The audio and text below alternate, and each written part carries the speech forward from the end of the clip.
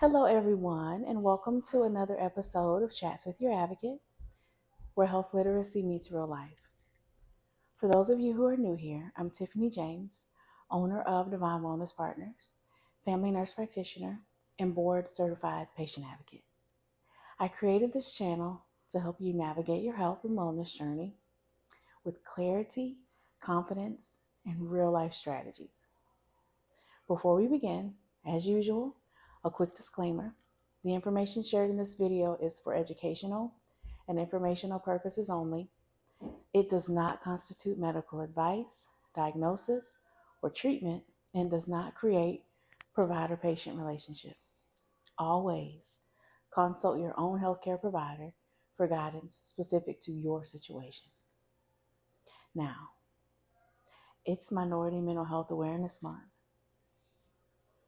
And I am joined by Dr.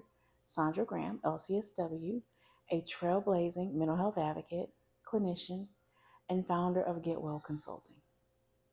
We're going to be diving into why this month matters, how each of us can be part of the solution, right? Absolutely. So, Sondra, thank you so much for joining us today. Tiffany, thank you so much for having me, for that amazing introduction, and allowing me the opportunity to speak to your followers about something that's so important. Absolutely. And if you notice, we're both wearing green. We are. Green is the color for mental health awareness. So if you don't have some green, get some green. Absolutely. Absolutely. You still have time in the month. All right. So I have some questions here because this is a health literacy channel. The idea is to sit down with you all and go over things that you can take with you, equipped in your repertoire of things to navigate your journey. So we're going to get right into it. Let's do it. The big picture, the why. Yeah. Why is Minority Mental Health Awareness Month so important?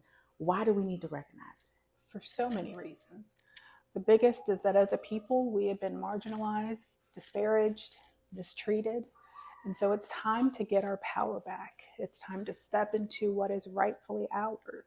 And that includes mental health. Mental health impacts all aspects of our lives. So it's important that we talk about it, we acknowledge it, and we do something about it. Absolutely. Absolutely. Let's talk about stigma. Yeah. Stigma is something that is deep in our minority community. It's deep. Especially when it comes to mental health. Especially when it comes to mental health. Sure.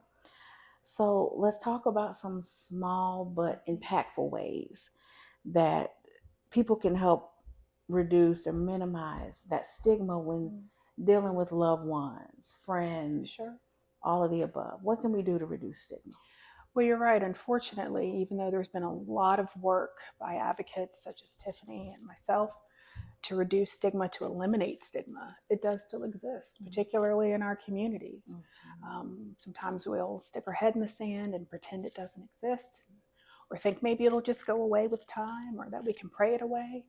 Well, it's not going anywhere, and it's here to stay. So we got to deal with it head on. And ways that we can do that, first, just acknowledgement, right? Accepting mental health as something that's just important as your physical health. And then we talk about it. We check in on our loved ones. If you notice that something is a little bit different, someone's pulling away a little bit more than usual, send that text to just say, hey, I'm thinking about you. Or maybe pick up the phone and make a phone call. It's these small gestures that really can go a long way to making a big change. Absolutely. Those random acts of kindness, that phone call. Yeah. It may not seem like much, but to someone who is struggling to get out of bed, to put their foot on the floor, to someone who's contemplating taking their own life or someone else's, it can make all the difference in the world. Yeah. So always be kind. Yeah. Always be kind. And it's just necessary. It's necessary. Barriers and solutions.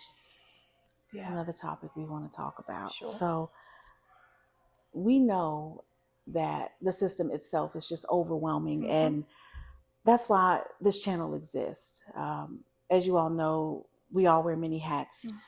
I'm a medical provider. I'm a patient advocate. in knowing that, it's important that I can help you navigate the system, right? So when it comes to mental health, what can we do as advocates, as clinicians? We're on this chat right now. Sure. I know there's some providers listening. What can we do to pull together? Great question. I think, again, communication is key.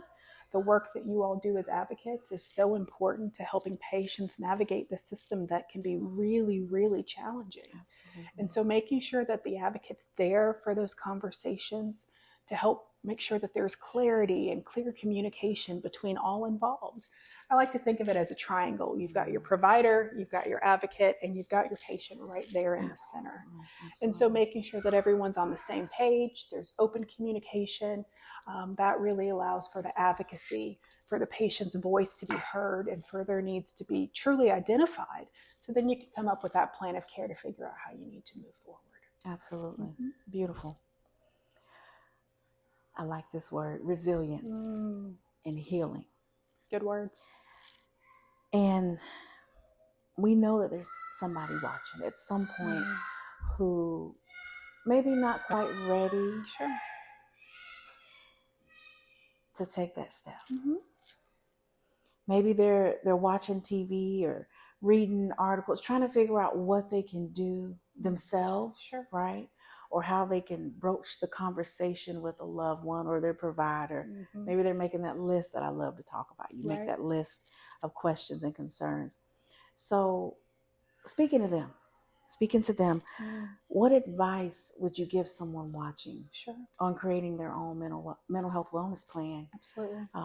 Or just taking that step? You know, what advice would you give them? Sure. Well, first I'd let them know that it's okay if they're not ready to take that full leap into counseling or therapy or medications or whatever treatment may look like for someone. It's okay. The fact that you're acknowledging that there's something different, there's something off, is incredible. So congratulations for having that self-awareness. Absolutely. And what that looks like can differ with people, but what I would recommend is start small. Something as simple as writing down your thoughts, journaling, writing down your feelings, things that may be frustrating you, causing you anxiety, whatever's going on, write about it. Or call someone that's a trusted person in your circle, whether that's a loved one, family member, your pastor, whoever that person might be. The important thing is to get out these big feelings, these big emotions that are causing you to feel out of sorts. It can be so cathartic to just have all of that finally out. It's freeing to get it out of your head and out into the universe, on paper, spoken to someone that you trust. Those are huge steps and can make a world of difference, and it doesn't cost you a thing. Also, physical exercise can release those natural endorphins that can make you feel good. Riding a bike, going for a walk, even dancing for 5 minutes to your favorite song can make you feel better. Absolutely. There's always a little bit of power in movement. So whether that's yoga, whether that's dancing, whether that's actually just getting out and doing something outside, however that looks, but moving your body makes a huge difference too. Absolutely. And yes, definitely. I love a good morning walk. I think if anyone's following on my Facebook page, you see that. I love my morning walks. So yes, beautiful thing. Beautiful thing. Sondra, you're doing amazing work at Get Well Consulting. And how, if the viewers wanted to follow along with you, how can they find you? What can they do? Well, I welcome any of you to follow me on Facebook. I'd be more than happy to continue this conversation or maybe spark some others. We have some really big and exciting things coming up with Get Well Consulting, so stay tuned. Absolutely. Thank you so much for sharing your time and heart with us today. It's been a pleasure. To everyone watching today, understand that mental health is health. And it always starts with that one conversation. Absolutely. Dr. Graham, if you could leave the viewers with one takeaway, one key thing today, what would it be? You all are the change. You all have the ability to impact the reduction and elimination of stigma, to bring mental health to the forefront, to have it be acknowledged for what it really is in our community. So you all have that power. And I challenge you all to step into it. And also, if someone you know, someone you love is dealing with mental health issues, they're in a crisis, please call 988. It's a great resource for our National Suicide and Crisis Line. Absolutely. And you know, with every chat, I always drop the resources in the YouTube description. So we'll make sure to include that for those of you who need that or want to share that with someone. It will be available to you. Okay. Thank you again. Thank you. As always, hit that subscribe button on YouTube. Follow our page. We're on Facebook, Instagram. There'll be more to come. Let us know in the comments what you'd like us to talk about. If you want Dr. Graham to come back, what would you like her to speak on? She's got over 26 years of experience. So let's talk. Until next time, guys. Take care. Bye-bye. Bye-bye.